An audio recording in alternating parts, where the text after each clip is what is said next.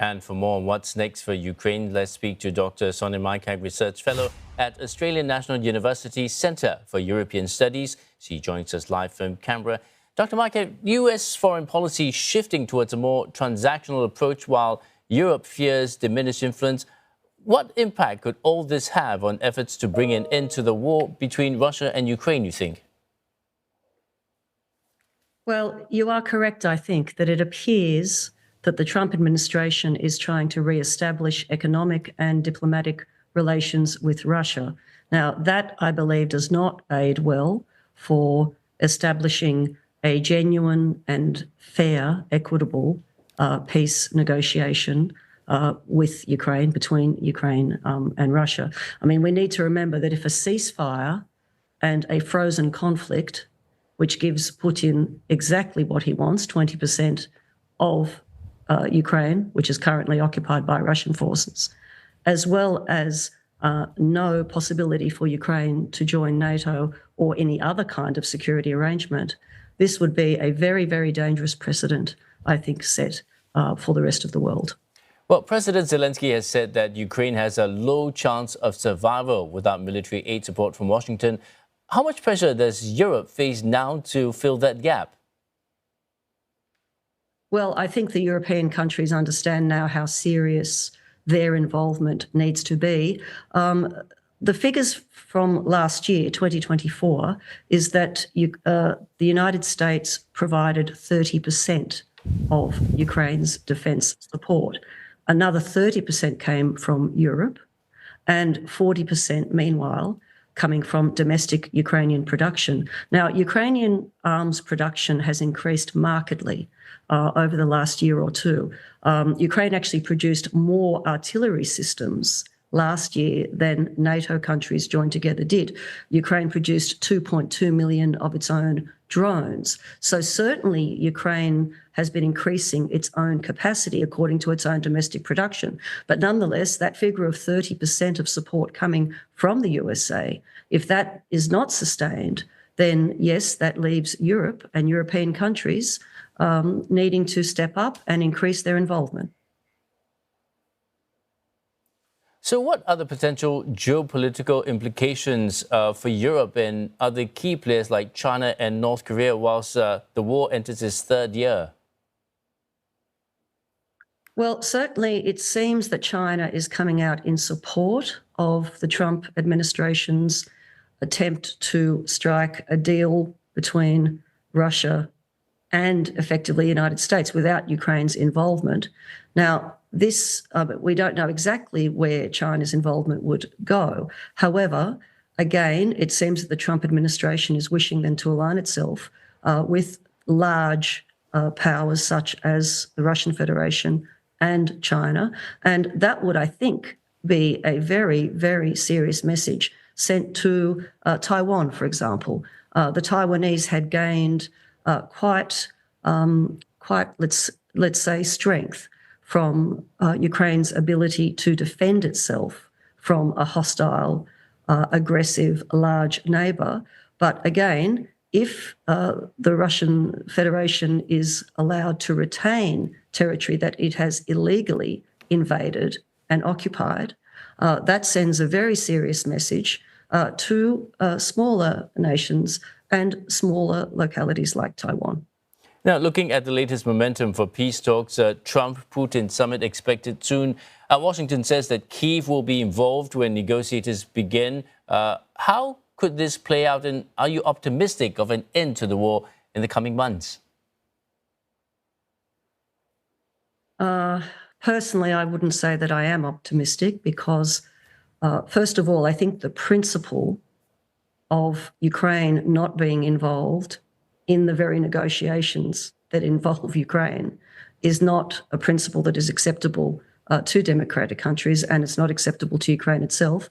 And secondly, what we don't know exactly, of course, what was spoken about in those Russian-American meetings there held in Saudi Arabia.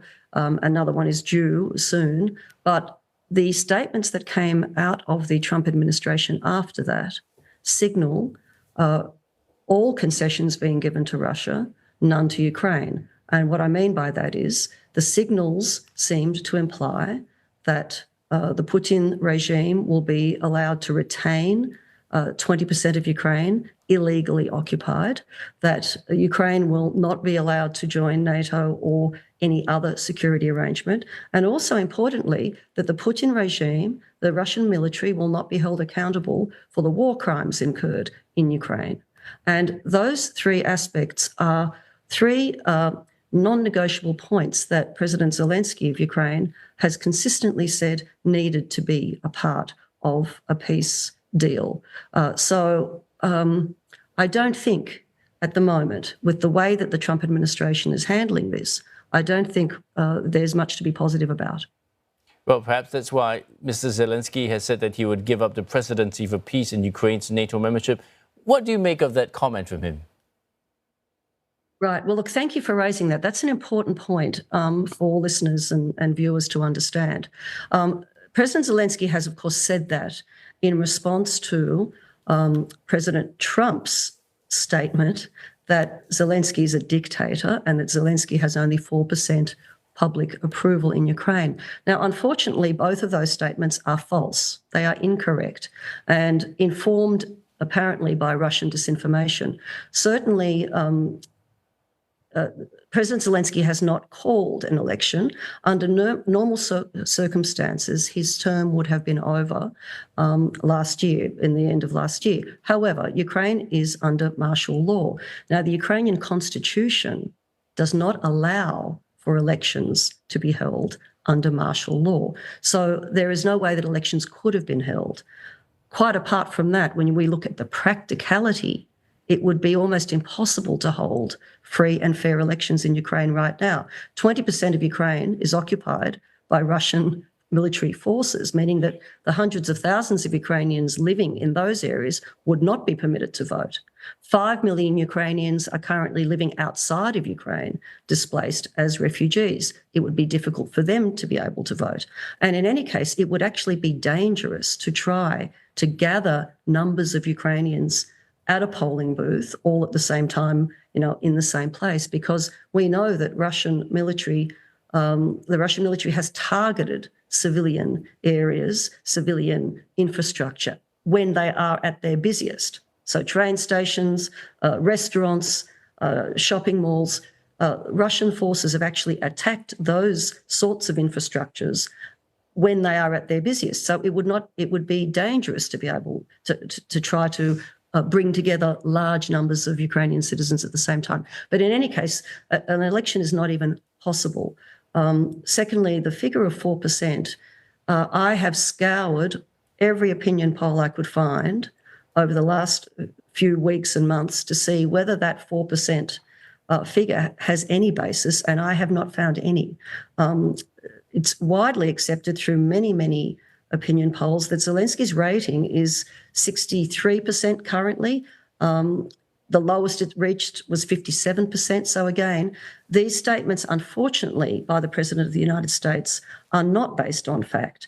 However, we did see Zelenskyy responding by saying, despite the fact, of course, his immediate response was to say that this is not correct, but then to further say that he is prepared to step down if that were to result in something very concrete for Ukraine, such as NATO, an invitation to NATO, such as actual security arrangements to keep Ukraine safe. So the fact that Zelenskyy has offered that does not mean that what President Trump said was true, but it simply means that he is prepared to forego his own power, his own position, as it were, if it were really to bring some concrete good to Ukraine. Many thanks for that, Dr. Mycak, for your insights. We've been speaking to Dr. Sonia Mycak, the Research Fellow at Australian National University Centre for European Studies.